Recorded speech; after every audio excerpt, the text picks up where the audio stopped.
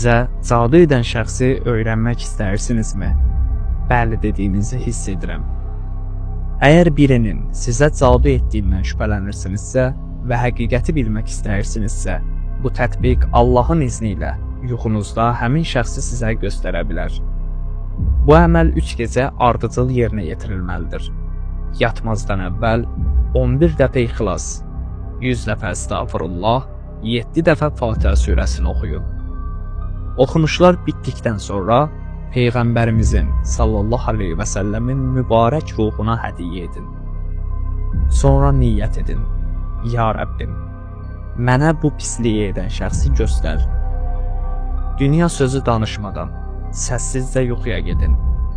Əgər 3 gecə ardıcıl eyni şəxsi yuxuda görsəniz, bu insan sizə cadu etmiş ola bilər. Unutmayın, qeybi yalnız Allah bilir. Biz yalnız onun icazə verdiyi qədərini görə bilərik.